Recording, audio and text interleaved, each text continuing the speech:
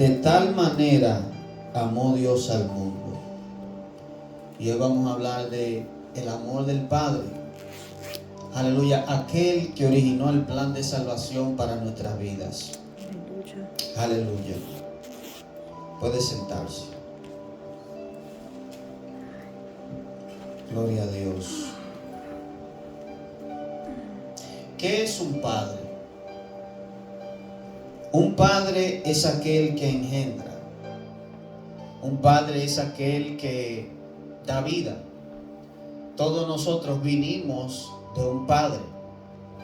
La palabra de Dios nos enseña en los libros, aleluya, antiguos del Viejo Testamento.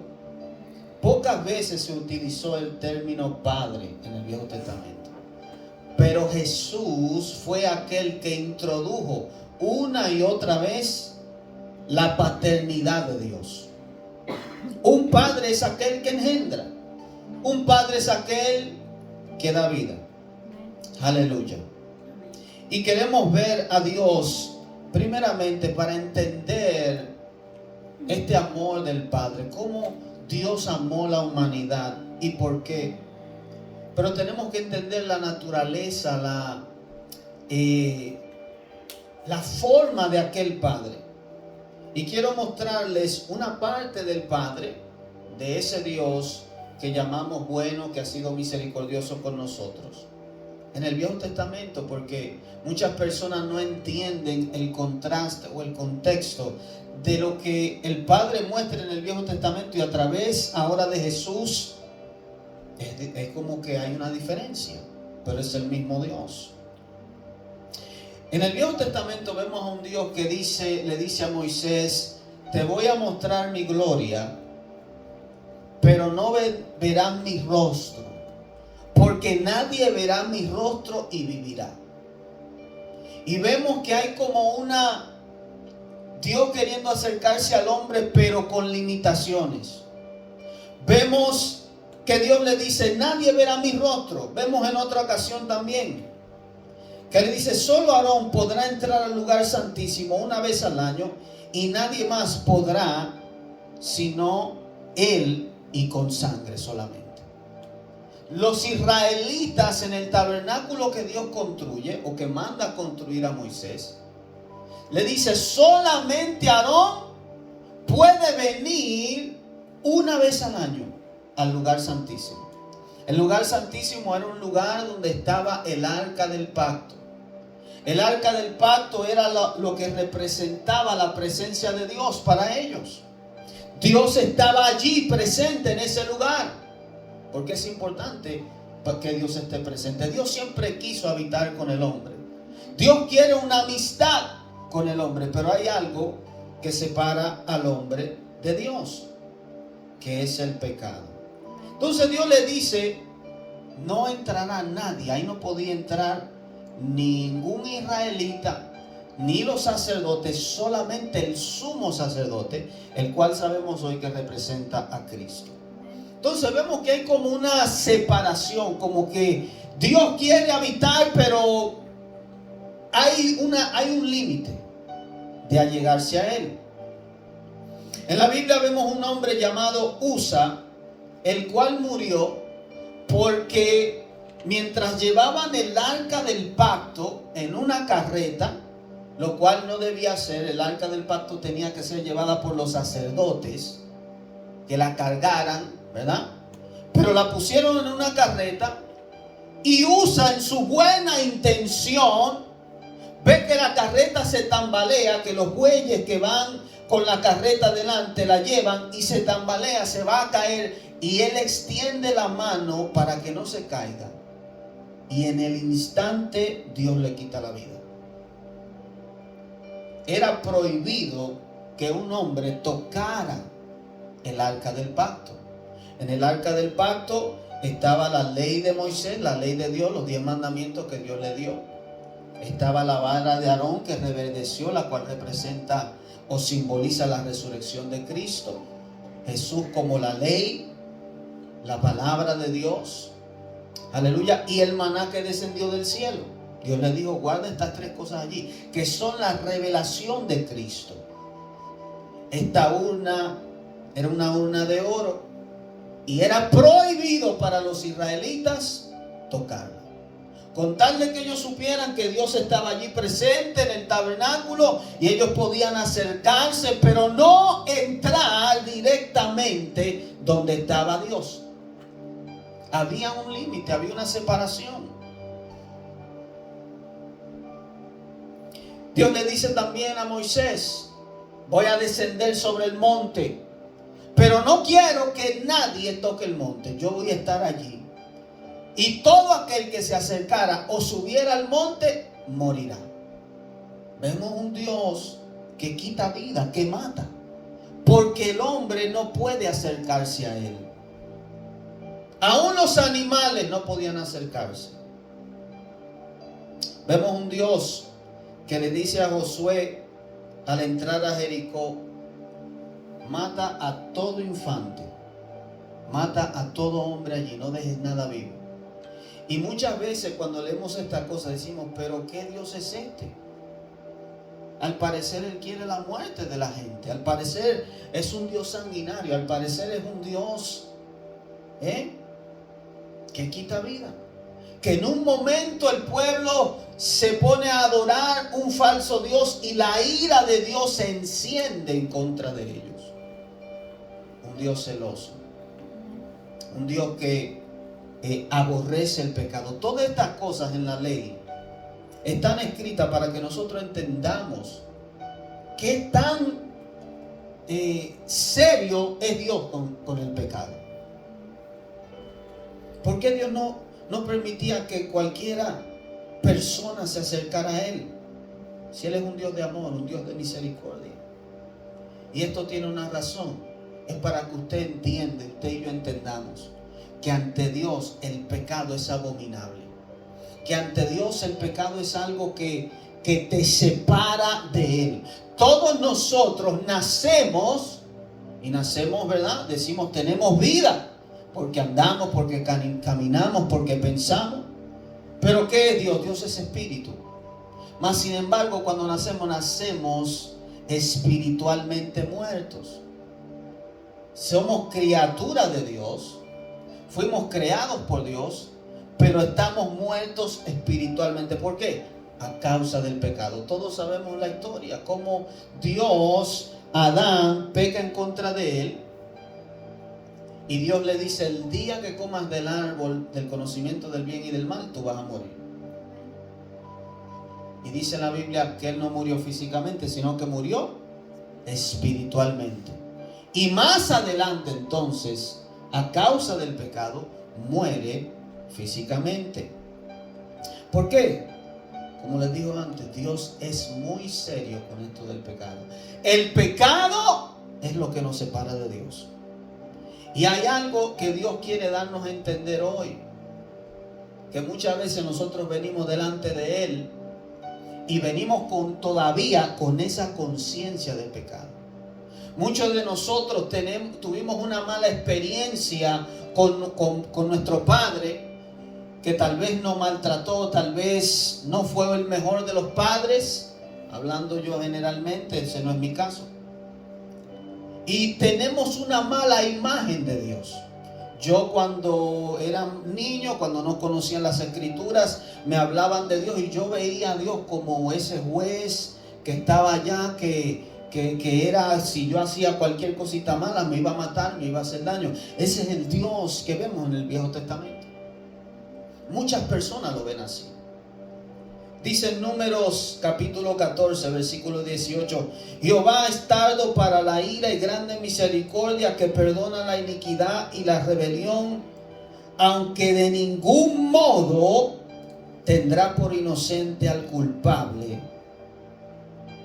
Ningún modo tendrá por inocente al culpable. Queda establecido que una persona en pecado, una persona en desobediencia, una persona que es culpable delante de Él, Él no lo va a tener por inocente. Y por cuanto no es inocente ante un Dios santo, ante un Dios perfecto, ante un Dios justo, no podemos acercarnos a Él. El hombre no puede simplemente por su propia voluntad, porque quiera, acercarse a este Dios. Así lo vemos en el Viejo Testamento. Un Dios que le da la ley al hombre y que le dice: si adulteras, te toca la muerte. Un Dios que le dice al hombre: si maldices a tu padre, te toca la muerte. Y que sus mandamientos son tan serios. Los judíos hasta el día de hoy tienen esto tan serio. Por eso ellos se cuidan de que hombre y mujer no se estén interrelacionando mucho. Porque ellos entienden que el adulterio es muerte. Ellos entienden que el tener un toque con una fémina es muerte. Antes, si no, primero se casan. Que tú robarte algo, hablar mentira, todas esas cosas causan que nosotros nos alejemos de Dios. Pero ¿qué sucede cuando Cristo viene? ¿Qué pasa al Jesús venir? Dice en Juan 1:17: pues la ley por medio de Moisés fue dada, Viejo Testamento, pero la gracia y la verdad vinieron por medio de Jesús. Juan 3:16: porque de tal manera amó Dios al mundo, que ha dado su Hijo unigénito, para que todo aquel que en él cree no se pierda, mas tenga vida eterna. Ahora Dios envía a su Hijo, viendo la humanidad que por él dar la ley 1500 años, ningún hombre pudo cumplirla. La ley de Dios es tan rígida, tan fuerte, que para el ser humano cumplirla no hubo uno. Solamente Jesús. Solamente Jesús pudo cumplir la ley a su capacidad. El mismo Dios desde el cielo dice: este es mi Hijo amado, en el cual tengo complacencia. Y Dios establece un plan, porque ama al hombre, pero Él sabe que el hombre no puede acercarse a Él. Él sabe que el pecado del hombre no permite que se acerque. Él sabe que nuestra propia fuerza, con nuestras debilidades humanas, no podemos entrar al lugar santísimo. No podemos entrar a ese lugar porque estamos manchados, estamos sucios. Entonces Dios envía a su Hijo, aleluya, para morir en una cruz por nosotros, para hacer que la ira de Dios, el enojo por nuestros pecados, por nuestra maldad, caiga sobre Él. Y al Dios poner en Él nuestros pecados, aleluya, ahora nos da la potestad, si creemos en Él, de ser hijos de Dios. Ese es el mensaje de salvación, ¿sí o no? ¿Y por qué aún sabiendo estas cosas muchas veces venimos delante de Dios, de su presencia, y todavía nos sentimos culpables? Muchas veces nos sentimos como que no somos dignos. Ponemos nuestra confianza más bien en nuestra vida de consagración. Ok, ahora Dios me salvó, Dios me libertó, Dios hizo todo esto por mí. Pero a veces caigo, a veces fallo, y muchas veces una y otra vez.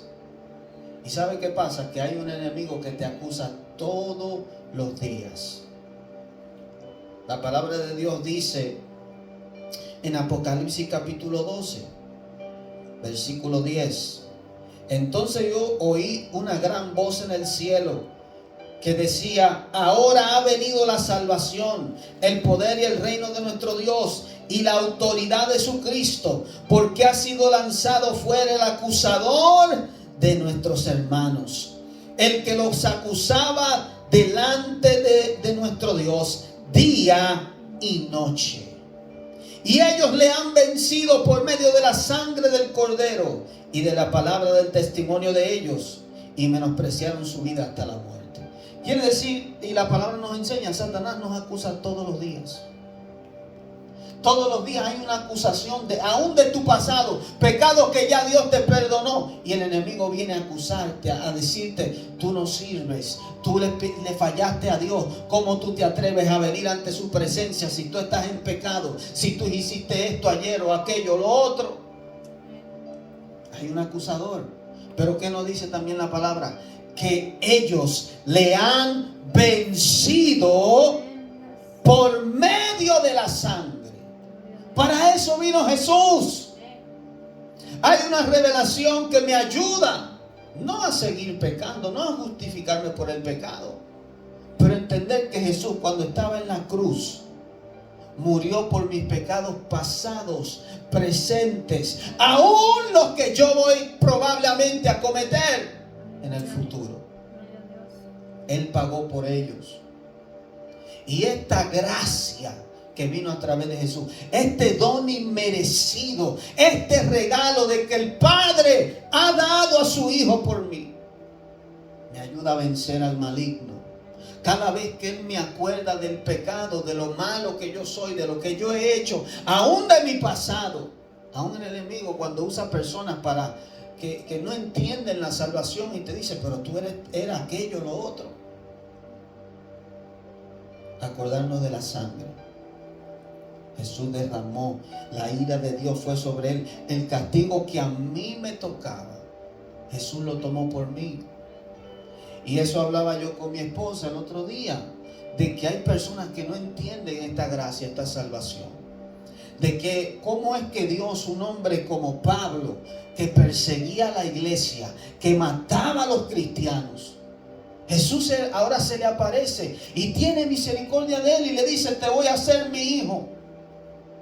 Tú me estás persiguiendo a mí, pero yo te he amado con amor eterno y quiero que seas mi hijo. Te voy a hacer un ministro. Oye, lo hizo a Pablo, el apóstol más grande entre los 12, el apóstol de los gentiles, el que a través de él nos fue revelada, aleluya, tantas cosas en las escrituras, el que nos dio la doctrina. Dios a través de él nos dio la doctrina cristiana. Eso es lo que tenemos que saber y entender. Este amor de Dios vino a través de Cristo. Dios sí condena el pecado. Dios sí, aleluya, aborrece lo malo. Pero ahora en Cristo Jesús, Él envía a su Hijo, sabiendo que no podemos cumplir la ley. Y nos da simplemente el requisito: cree en mi Hijo Jesús. Cree en el sacrificio que Él hizo por ti. Confía no en tu fuerza de abstenerte del pecado. Confía en la sangre de Jesús que fue derramada en su sacrificio por ti. Y yo te justifico, yo te perdono, yo te limpio, a pesar de los ataques del enemigo. Eres acepto, eres amado por Dios. Nosotros hemos sido hechos hijos de Dios y coherederos juntamente con Cristo a través del sacrificio de Jesús. Muchas personas tampoco entienden esto. Somos creación de Dios, pero solamente a través de aceptar a Jesús como Señor y Salvador podemos ser hijos. Así lo dice la palabra en el capítulo 1 de Juan, versículo 11. A los suyos vino y los suyos no le recibieron.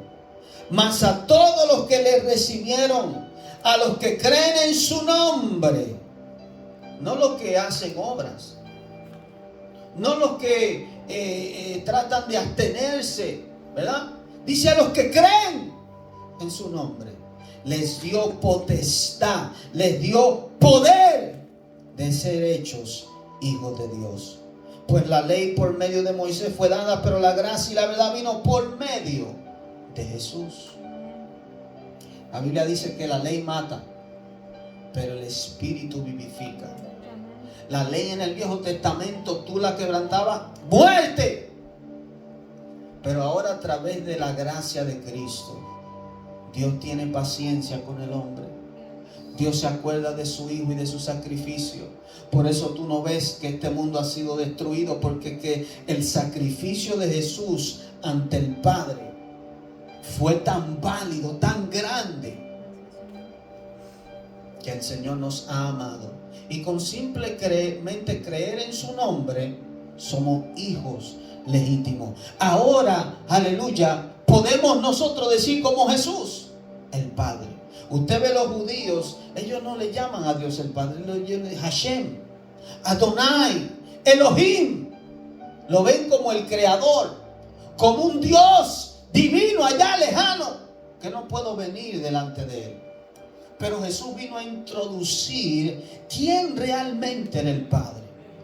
¿Quién realmente es este Dios que quiere ser amigo mío, que quiere, aleluya, habitar, morar conmigo? Y no simplemente que yo venga a Él ante su presencia, sino que ahora me ha dado su Espíritu que more dentro de mí. Jesús dijo, aleluya, que Él vendría a morar dentro nuestro, a vivir con nosotros. Eso es lo que Jesús vino a revelarnos. El Señor fue el primero. ¿Por qué la Biblia dice que Jesús es el unigénito Hijo de Dios? Porque Jesús, el Padre, hablamos en un principio, un Padre es uno que engendra, ¿sí o no? Antes de que Jesús viniera, Jesús no se llamaba el Hijo de Dios. Él se llamaba, como Juan revela, el verbo, la palabra, el logos de Dios. Estaba con Dios. Pero una vez que Jesús es enviado, Dios en su poder lo pone en el vientre de una mujer. Y el que nace no es engendrado por un hombre. Le dije, todos nosotros fuimos engendrados por un hombre, ¿sí o no? Pero ¿por qué Jesús es el unigénito, el único del Padre? Porque fue Jesús el único que nació sin la semilla de un hombre, sino que vino directamente de Dios. Y por eso entonces el ser que nace es llamado Hijo unigénito, el único que fue engendrado por el Padre. Y a través de este Hijo, a través de su muerte y su resurrección, ahora lo que a Él le pertenece, Jesús en un momento dijo, todo lo que es del Padre es mío. Su poderío, su grandeza, la alabanza que Él le pertenece, me pertenece a mí. Todo, la tierra, el mundo, todo el universo me pertenece a mí. ¿Por qué? Porque hay una ley, que el Hijo hereda todo lo que es del Padre. ¿Sí o no? Hasta el día de hoy eso es una realidad entre las familias. Y a través de Jesús, por creer en su nombre, tú y yo pasamos a ser hijos de Dios. Igualmente como Jesús. Vamos a tener un cuerpo como el de Él. Vamos a vivir con Él para siempre. Este es el privilegio que nosotros tenemos. Y así como el Hijo puede acercarse al Padre, nosotros también podemos acercarnos al Padre. Ese es el amor que Dios nos tuvo y nos dio. Ahora, ¿qué significa ser hijo? ¿Qué quiere decir ahora que yo soy hijo de Dios? Recuerden, Jesús dijo, lo que es nacido de la carne, carne es. Lo que es nacido del Espíritu, Espíritu es.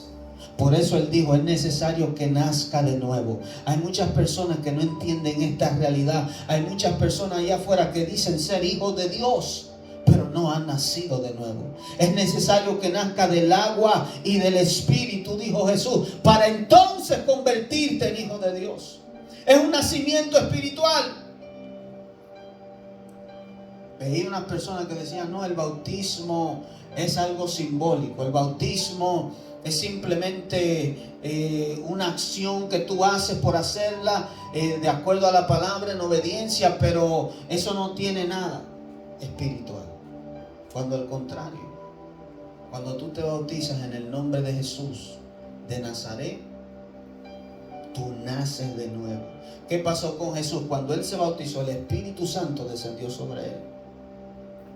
Y la Biblia dice entonces, cuando tú te bautizas, tú recibes el don del Espíritu Santo. ¿Por qué? Porque allí son perdonados tus pecados. Y cuando tus pecados son perdonados, tú quedas un templo limpio y la vida de Dios, el Espíritu Santo, viene y mora en ti. Te hace una nueva criatura, te hace un espíritu con Él, te hace hijo de Dios, te hace heredero juntamente con Cristo. Por eso tú empiezas a escuchar la voz de Dios. Por eso tú empiezas a entender la palabra más claramente. Por eso, aleluya, las cosas de este mundo empiezan a desinteresarte. Hay un cambio. La naturaleza de Dios ha venido a morar en ti. Entonces, ¿qué significa?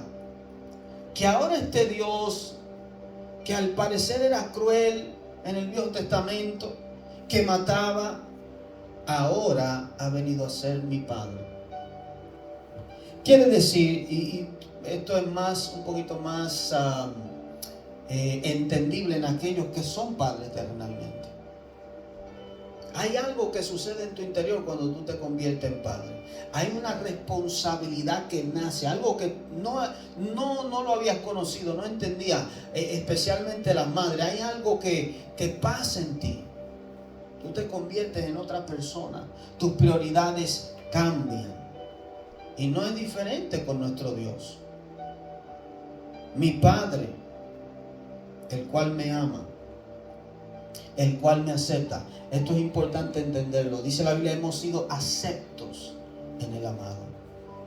Si el enemigo te engaña y te hace creer que tú no eres acepto delante de Dios, si tú no tienes conscientemente que Jesús pagó el precio por ti, que la sangre te ha limpiado verdaderamente, te ha lavado, que cuando tú dices, Señor, perdóname, Él verdaderamente te perdona. No es cuestión de que me sienta o no me sienta. Muchas veces queremos sentir una corriente, queremos sentir una experiencia para darnos cuenta que Él nos ha perdonado. Esto no es por emoción, esto es por fe. Es por lo que Él ha dicho. Dios no puede mentir. Soy acepto ante Él, Él es mi Padre. Puedo venir delante de Él cuando yo quiera. Puedo entrar en su presencia porque Él me ha lavado. Cuando le adoro, puedo saber que estoy delante de Él. Una de las responsabilidades de un padre es proteger a sus hijos. Él nos protege del enemigo. Él nos guarda del mal. Y hasta el día de hoy, si tú ves tu vida y te das cuenta, ¿cuántas veces no te ha librado Dios de la muerte? ¿Cuántas veces no te ha librado Dios del mal? ¿Cuántas veces no te ha librado Dios de accidentes? De cuántas cosas, de malas decisiones. Ser hijo quiere decir que mi Padre es mi proveedor, mi suplidor. Nosotros como padres, ¿qué hacemos? Nosotros le suplimos a nuestros hijos, le damos el alimento, le damos un techo, le damos todo lo que ellos necesitan. ¿Por qué? Porque somos padres. Eso mismo Dios va a hacer contigo y conmigo. Eso mismo es la responsabilidad de Dios para con nosotros. Él nos ha amado. Mi Padre me escucha cuando yo le hablo, cuando yo le pido, cuando tengo una necesidad. Él va a proveer, Él va a suplir.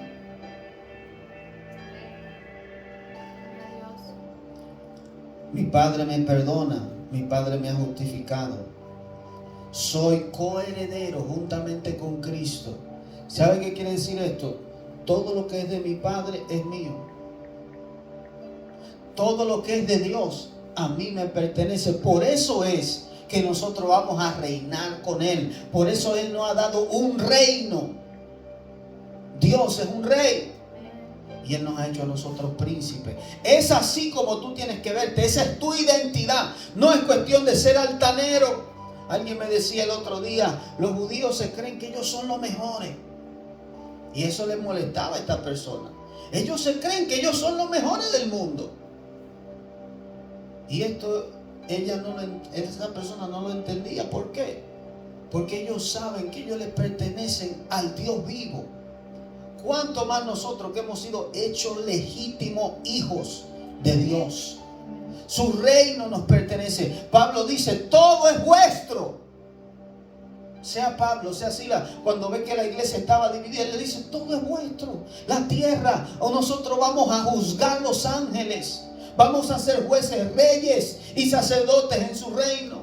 Esa es la herencia que tenemos en Cristo. Esa es la esperanza que tenemos como hijos. Somos príncipes y sacerdotes. El Padre en Jesús lo vemos revelado. ¿Cómo Dios demostró su amor a través de Cristo? En el momento que Felipe le dice: Señor, muéstranos al Padre y nos basta. Y él le dice: Felipe, tanto tiempo he estado con vosotros y todavía no me conoces. El que me ha visto a mí, ha visto al Padre. Jesús dijo que Él era uno con el Padre, que verlo a Él, todo lo que Él hacía, todo lo que Él hablaba, era como ver al Padre que está sentado en gloria. Y cuando tú miras la vida de Jesús, lo que Él hizo aquí en la tierra, te das cuenta el amor que tiene Dios por el hombre. Una de las características de un padre es que es un dador de buenos regalos. Es un dador, un proveedor. Y cuando Jesús, yo veo su vida, que ve un hombre en la sinagoga con una mano seca, Jesús no simplemente dice: bueno, eso le pasó por el pecado. Jesús no dice: bueno, eso es la naturaleza del hombre que ahora está en la tierra. Jesús no dice simplemente: es una enfermedad. Eso es normal. Jesús tiene el deseo de sanar a este hombre y lo sana. Jesús ve a una mujer con aleluya, con una tutuma grande, una mujer que está en la sinagoga también. O una mujer, aleluya, con un flujo de sangre. Sin Jesús darse cuenta, el Espíritu del Padre que está en él, cuando ella lo toca, es sanada. Ese es el amor de Dios. Cuando en el Viejo Testamento nadie podía acercarse y tocar a Dios, ahora por la gracia, ahora su amor eterno permite que sea tocado. Vemos un Jesús que tiene misericordia de una mujer viuda que se le muere su único hijo. Y mientras va la procesión en el féretro para llevarlo, Jesús hace detener la procesión y tocando al muerto lo resucita. Su compasión por esta mujer que estaba desamparada, que su único hijo se le había muerto. Ahí vemos el amor del Padre. Ese es el amor de Dios, que ve una humanidad perdida y envía a su único hijo para ser muerto por esa humanidad. Por eso dice: de tal manera. O sea que Dios se compadece aún hasta de un dolor de cabeza que tú tengas. Ningún padre se siente bien cuando su hijo tiene algún dolor o una necesidad. Ningún padre se siente bien cuando su hijo, aleluya, es menospreciado. Cuando su hijo pasa necesidades. Ese es el amor del Padre.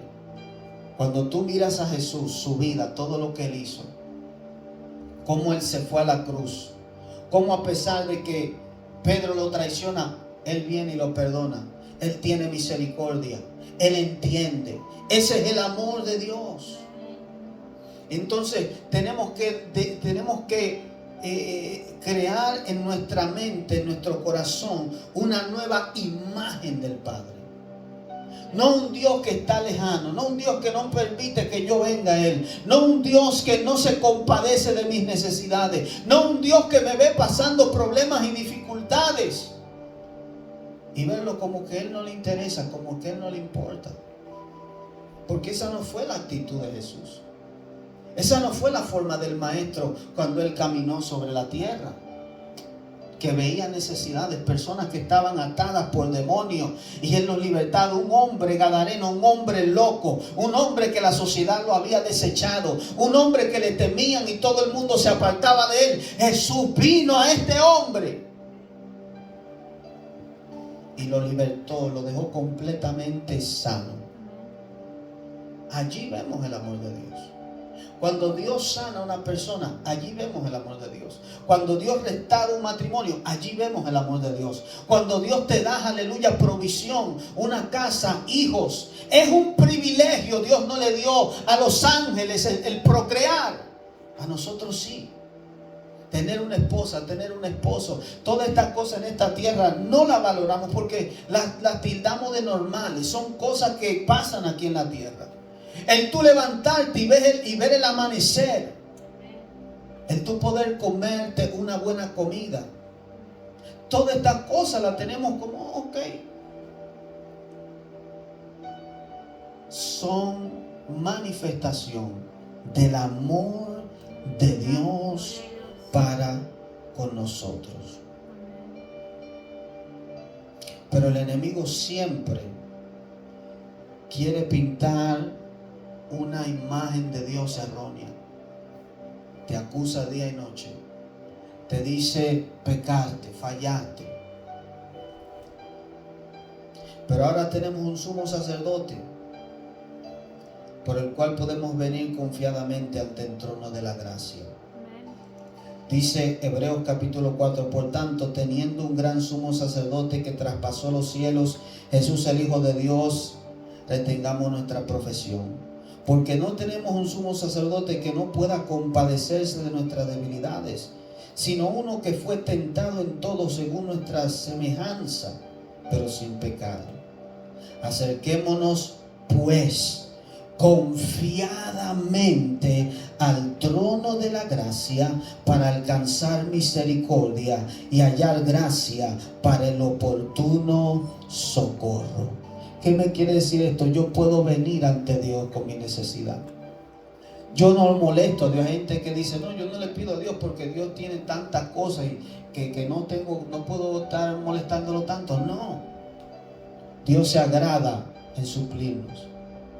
Dice la Biblia que nosotros fuimos creados para manifestar su gloria. Nosotros somos la luz del mundo, somos la sal de la tierra. A través de tu testimonio, de tu vida y de mi vida, es, aleluya, palpable que hay un Dios verdadero.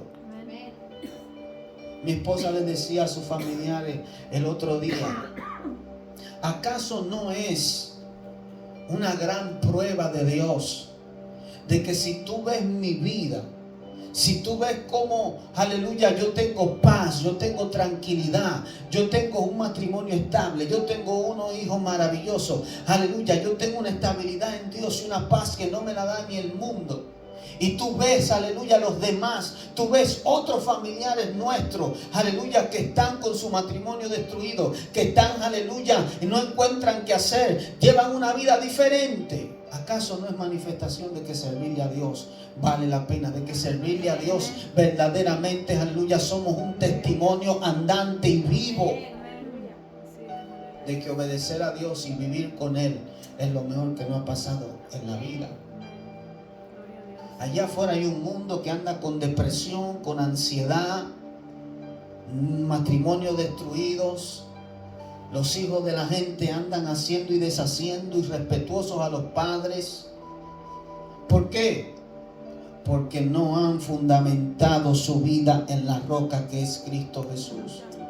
Aleluya. Y no es que el Padre no los ame. Lo que pasa es que nosotros tenemos que venir a las aguas. Tenemos que venir a Dios. Tenemos que venir ante su amor. Porque el pecado, como le dije, lo aleja. Por eso el mundo está como está. Pero nosotros somos vivos testimonios de que nuestra vida cambió para bien en Dios. Tenemos una paz sobrenatural. Tenemos, aleluya, el gozo tenemos una esperanza de que vamos a vivir para siempre. Todas estas cosas nos han sido dadas por nuestro Padre. Podemos acercarnos a Él. Antes no podían venir al arca. Ahora cuando cierro mis ojos, aleluya, cuando le adoro, cuando le alabo, su toque viene a mi vida, aleluya. Yo lo toco a Él con mi amor, con mi alabanza, con mi adoración. Y Él viene y me toca a mí. Hay una unidad, hay una comunión. Hay, aleluya, una amistad cercana con Dios. Todo por aquel que dio su vida por nosotros, Jesús de Nazaret. El mensaje de hoy es que tú entiendas que con tus errores, con tus debilidades, con todo lo que tú has pasado en tu vida, Dios te ama, Dios te acepta, Dios no está enojado contigo. Hay gente que cree que Dios está enojado con ellos. Ya Dios me desechó. Y esas son las voces del enemigo. Dios te desechó, ya Dios no está contigo. Aleluya. Esas cosas, hoy, deséchalas. Hoy el mensaje de Dios es: yo te he aceptado, yo te he amado. Aquellos que han aceptado a Jesús. Y si tú hoy no lo has aceptado, si todavía tú no has hecho al Señor tu Señor y tu Salvador, el Señor te dice: yo te amo. El Señor quiere una amistad con el hombre. El Señor quiere ser tu Padre bueno.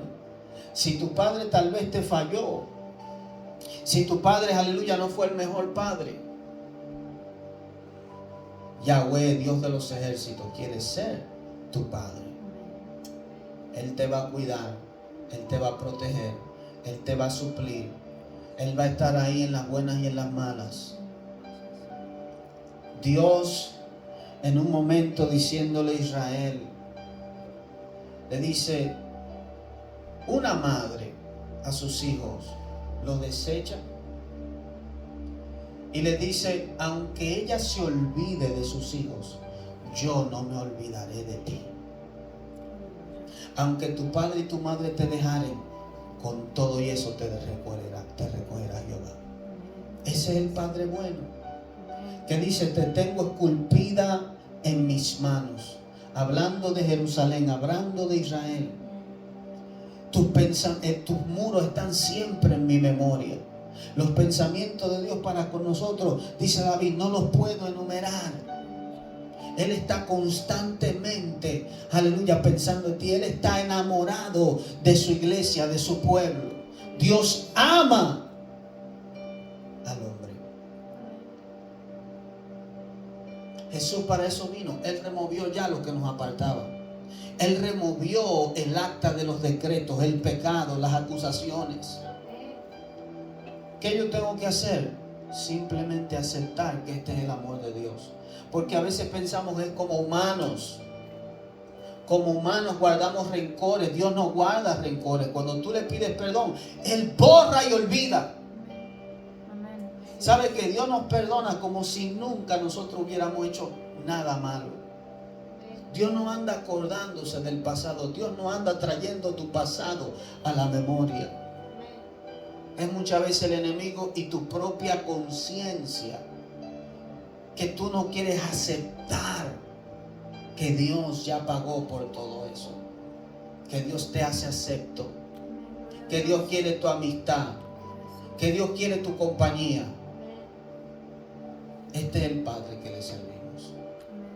Así que, aleluya, llévese hoy este mensaje de parte del Padre. Él me ama. Él me acepta. Él es mi Dios. Y no tengo que venir avergonzado. No tengo que sentirme, aleluya, mal. Él no está enojado conmigo. Si hiciste algo malo, simplemente pide perdón. Arrepiéntete. Y sigue con la amistad con Dios. Amén. Así que Dios le bendiga, Dios le guarde. Póngase de pie.